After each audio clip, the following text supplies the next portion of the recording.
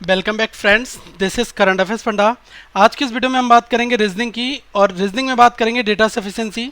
और यहाँ पर तीन वेरिएबल की जो प्रॉब्लम्स हैं उनके ऊपर डिस्कशन होगा। तो कम्प्लीटली ये हाई लेवल का क्वेश्चन है दोस्तों। आईबीपीएस पीओ, एसबीआई पीओ, यहाँ पर ये क्वेश्चन पूछे जाते हैं। तो जो लोग पहली बार ये वीडियो देख रहे हैं वो इस चैनल को सब्सक्राइब जरूर कर लें, और जिन्होंने सब्सक्राइब कर लिया है वो बेल आइकन पर क्लिक कर लें ताकि हर एक अपडेट उन तक आता रहे। और दोस्तों वीडियो को लाइक करके अपना सपोर्ट जरूर दें, कमेंट करके अपने डाउट पूछें, और इस वीडियो को शेयर करना ना भूलें।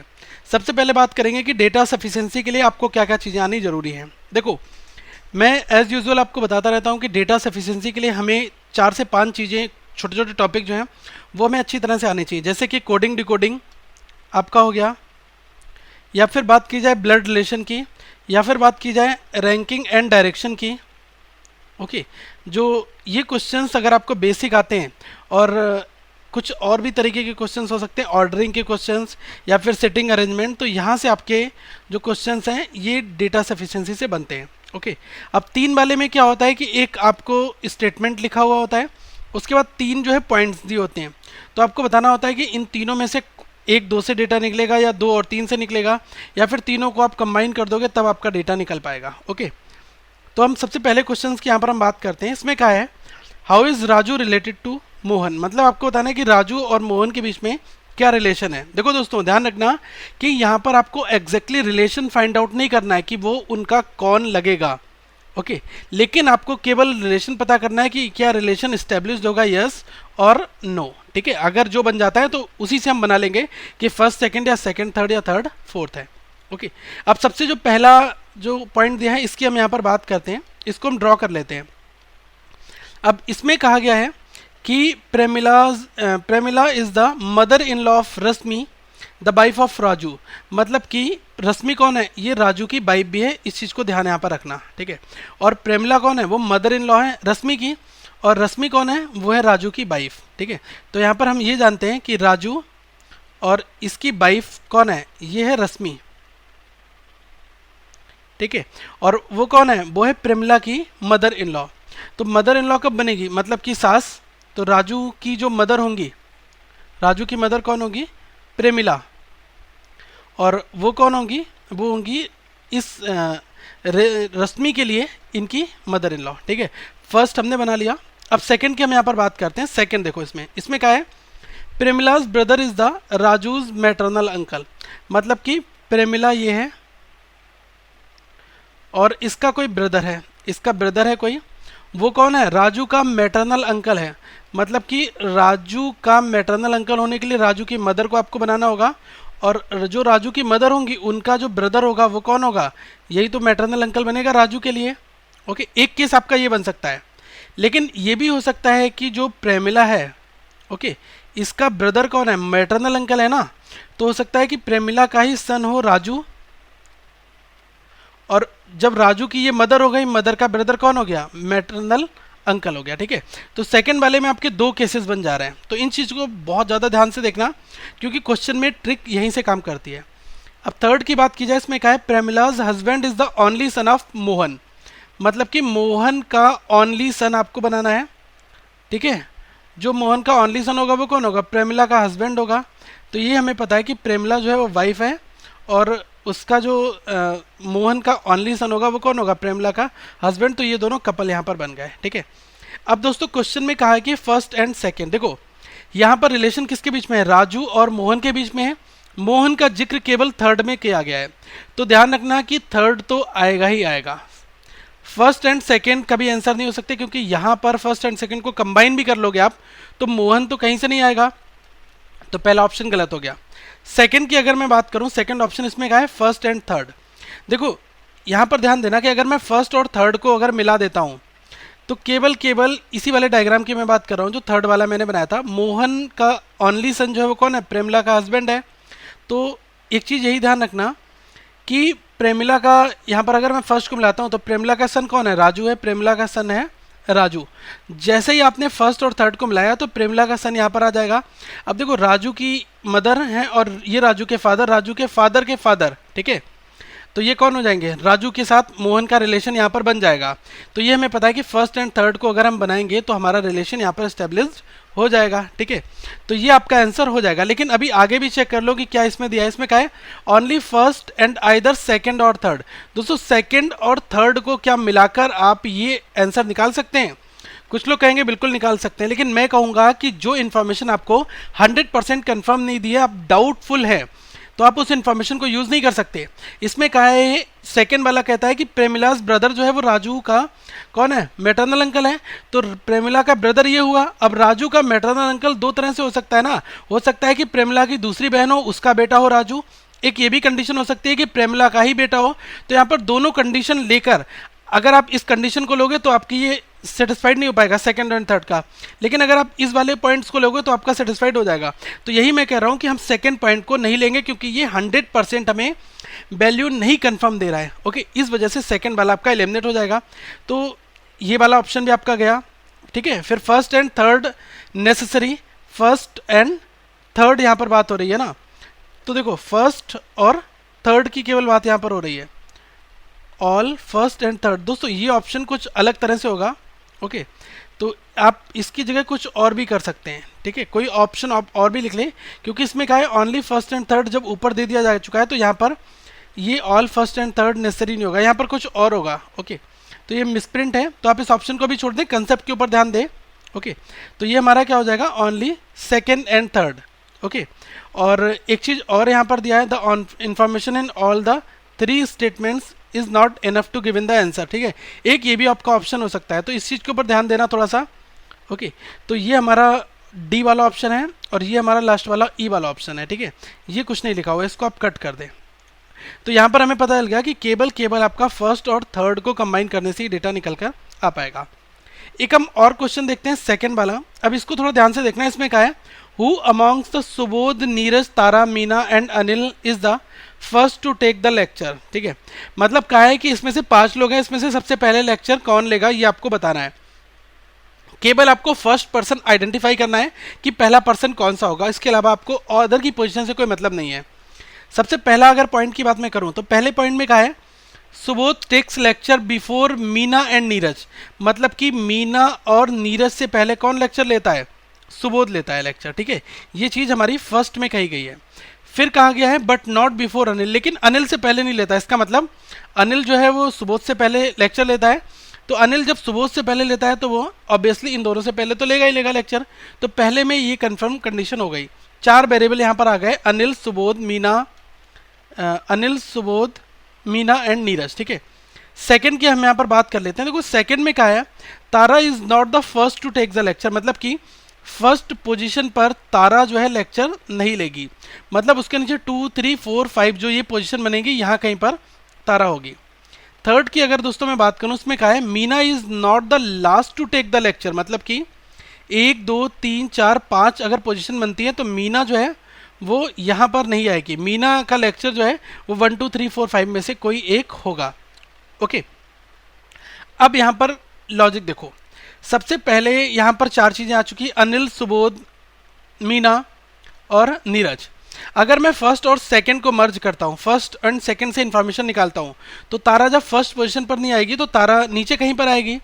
फिर अनिल फर्स्ट पोजीशन पर हो जाएगा। तो फर्स्ट एंड सेकंड से आपको जो फर्स्ट टाइम लेक्चर लेगा, ओके, फर्स्ट लेक्चर लेने वाले पर्सन का नाम जो है वो आपको यहाँ पर पता चल जा रहा है। ओके, अब एक चीज़ और ध्यान रखना कि अगर मैं सेकंड एंड थर्ड को ले लूँ तो यहाँ पर ये पता है कि फर्स्ट पोजीशन पर तारा नहीं आएगी।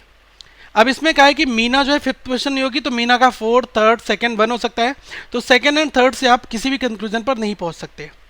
अगर आप बात करें कि फर्स्ट एंड थर्ड की अगर बात कर ली जाए तो देखो अनिल, सुबोध और मीना, नीरज एक लेवल पर थे, 4 लोग थे।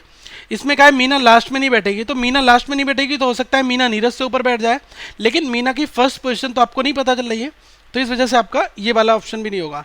तो 100% कंफर्म कंडीशन हमें कहाँ से मिल सकती है, फर्स्ट एंड सेकंड को मिलाने से हमें फर्स्ट लेक्चर लेने वाले पर्सन के बारे में पता चल जाएगा।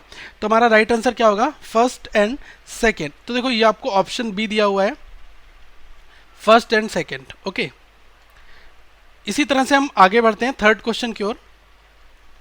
थर्ड क्वेश्चन को थोड़ा सा ध्यान से देखना है। इसमें क्या है, what is the code for rope in the code language. मतलब कि यहाँ पर 3 कोड दिए हुए हैं 3 लाइन में, इसमें से आपको रोप का कोड बताना है कि रोप का कोड क्या होगा। सबसे पहले हम फर्स्ट की बात करते हैं। इसमें लिखा है use the rope is written as NIKTA। NI के पहले एक साथ है, फिर TA है, फिर RE है। तो यहां पर मैं इसको लिख भी दे रहा हूं, यूज द रोप। इसको क्या लिखा है, NIK और उसके बाद लिखा हुआ है दोस्तों बेसिकली ये NIK एक साथ है, फिर लिखा है TA और फिर लिखा हुआ है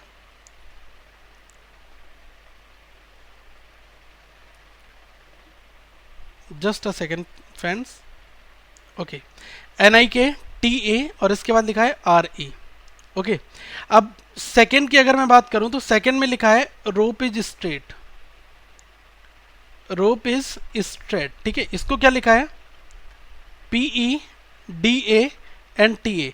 ये DA और TA अलग अलग है। ओके, अगर मैं थर्ड की बात करूं तो थर्ड में क्या लिखा हुआ है, ऑलवेज यूज रोप। ऑलवेज यूज रोप। तो इसमें क्या लिखा हुआ है, MARETA। MARENTA, ठीक है। अब यहां पर देखना कि आपको कंबाइन किस फॉर्मेट में करने। देखो अगर तीनों में रोप कॉमन है तो अगर मैंने फर्स्ट एंड सेकंड की अगर मैं बात यहां पर करता हूं, ओके, केवल मैं यहां पर फर्स्ट और सेकंड की यहां पर अभी बात करके देखता हूं क्या ये सफिशिएंट है। तो देखो रोप यहां पर भी है और रोप यहां पर भी है, ठीक है। अब इन तीनों में देख लो, दोनों में कॉमन क्या क्या है, NIK, TA और RE। अब TA PEDA, अब देखो TA यहाँ पर भी कॉमन है और TA यहाँ पर भी कॉमन है, तो इसका मतलब TA कोड जो है वो आपको रोप का पता चल गया, मतलब फर्स्ट सेकंड से आपका आंसर निकल जाएगा। अब हम क्या देखते हैं कि फर्स्ट एंड थर्ड से क्या हमारा आंसर निकल सकता है। अब देखो फर्स्ट एंड थर्ड से, तो इसमें क्या लिखा है, रोप इसमें भी है, रोप इसमें भी, दोनों में कॉमन है। कोड देखते हैं, इसमें RETA लिखा है और इसमें RETA, मतलब दो वर्ड है, RE और TA। तो फर्स्ट और थर्ड में हमें ये चीज़ नहीं पता चल पा रही है कि बेसिकली रोप का कोड क्या होगा, क्योंकि यहाँ पर यूज रोप दो वर्ड एक साथ दिए, इसलिए दो वर्ड भी कॉमन आ रहा है। तो फर्स्ट एंड थर्ड से आपको आंसर नहीं मिल पाएगा इस रोप का। ओके, फर्स्ट एंड सेकंड से मिल जाएगा, फर्स्ट एंड थर्ड से में नहीं मिलेगा। फिर आप क्या करोगे कि सेकंड एंड थर्ड की बात हम कर लेते हैं। पहले हमने फर्स्ट सेकंड चेक करा, फिर सेकंड एंड थर्ड चेक किया, अब हम फर्स्ट एंड थर्ड की बात कर लेते हैं। अब देखो फर्स्ट एंड थर्ड की केवल हम यहाँ पर बात करेंगे। ओके, तो यहाँ पर यही चीज़ ध्यान रखना कि नहीं, फर्स्ट एंड थर्ड को हमने चेक कर लिया, अब हम सेकंड एंड थर्ड की बात करेंगे। देखो सेकंड एंड थर्ड में दिया है रोप इज स्ट्रेट और यहाँ पर दिया है ऑलवेज यूज रोप। तो रोप दोनों में कॉमन है, PEDA TA। अब इसमें क्या है, TA यहाँ पर कॉमन दिया है, बाकी REMA और PEDA, मतलब ये दोनों डिफरेंट लेटर्स हैं। तो मतलब हमें यहाँ से TA मिल गया, मतलब कि सेकेंड एंड थर्ड को अगर आप यूज़ करते हैं तब भी आपको यहाँ पर PA रोप के बारे में पता चल जाता है। तो यहाँ पर हमने ये चीज़ देखी कि हमें दो तरीके से पता चल रहा है। तो पहला ऑप्शन देखो कि इसमें लिखा है फर्स्ट एंड थर्ड। ओके, तो फर्स्ट एंड थर्ड वाला तो आपका नहीं होगा, फिर कहा है, पहले को भी छोड़ देते हैं, इसमें कहा है ओनली सेकेंड एंड थर्ड। तो देखो सेकेंड एंड थर्ड आपका बिल्कुल बन रहा है। ओके, लेकिन अभी इस पर स्टार बना लो, क्या हो सकता है कि आपको कहीं और भी ऑप्शन कुछ मिलता है। इसमें लिखा है फर्स्ट एंड सेकेंड, देखो ये भी आपको ऑप्शन दे दिया है। फिर पहला ऑप्शन क्या कहता है कि फर्स्ट और सेकेंड होगा अथवा सेकेंड एंड थर्ड होगा। तो मतलब ये देखो आपको मोस्ट अप्रोप्रिएट आपको आंसर यहाँ पर मिल गया। तो ए वाला जो राइट आंसर हमारा यहाँ पर हो जाएगा, ठीक है। यही चीज़ मैंने बताने के लिए आपको फर्स्ट ऑप्शन जो है दोस्तों छोड़ दिया था। ओके, कभी कभी पहली बार में ही आपको पता चलेगा कि फर्स्ट एंड सेकंड से डेटा आ रहा है, लेकिन आपको चेक सारे करने हैं क्योंकि ऑप्शन कहीं पर भी आपको घुमा सकता है। क्वेश्चन को हमेशा ऑप्शन टिपिकल बनाते हैं, इस चीज़ का दोस्तों ध्यान रखना।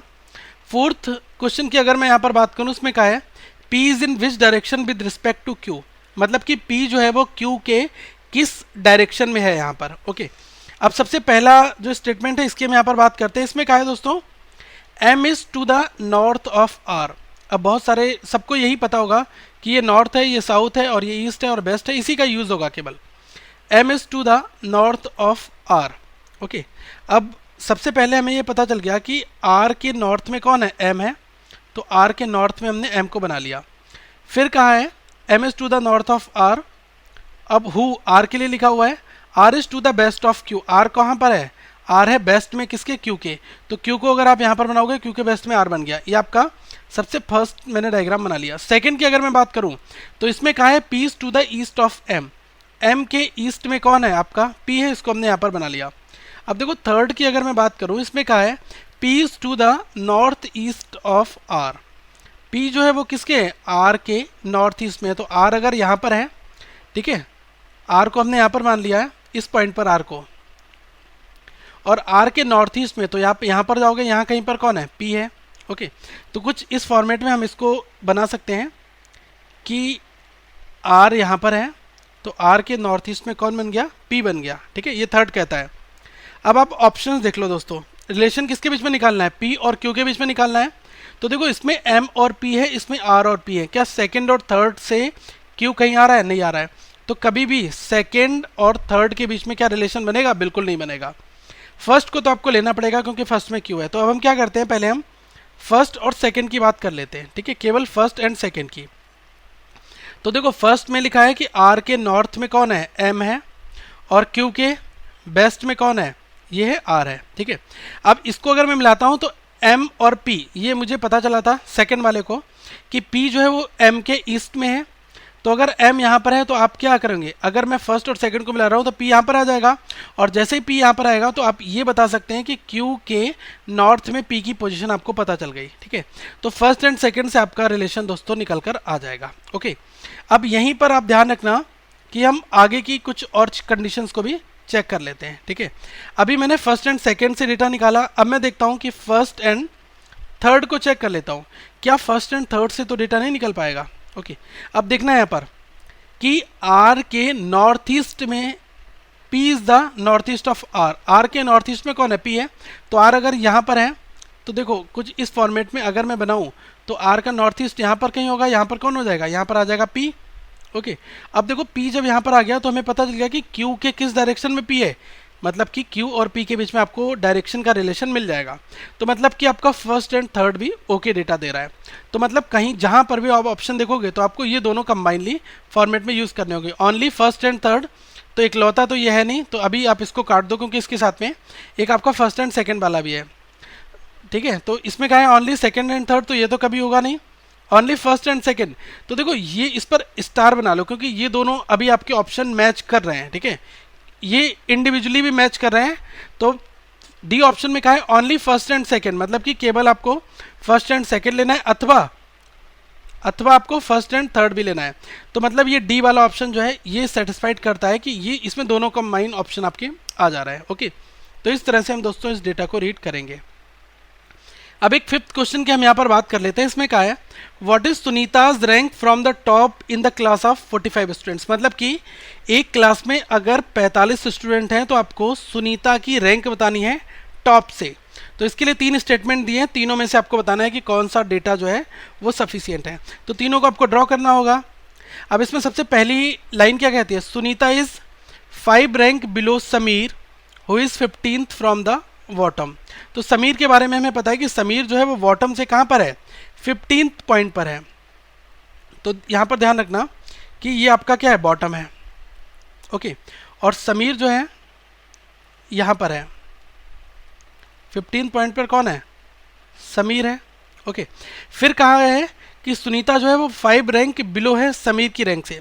तो समीर की अगर ये रैंक है, इसके 5 रैंक बिलो यहाँ पर कहीं पर कौन है, ये है सुनीता। ओके, अभी हमने फर्स्ट वाला डायग्राम बना दिया। सेकंड की अगर दोस्तों मैं बात करूं, इसमें क्या है, Radha is 30th from the top. मतलब कि टॉप ये होता है और टॉप से कहां पर है, 30th पोजीशन पर कौन है, राधा।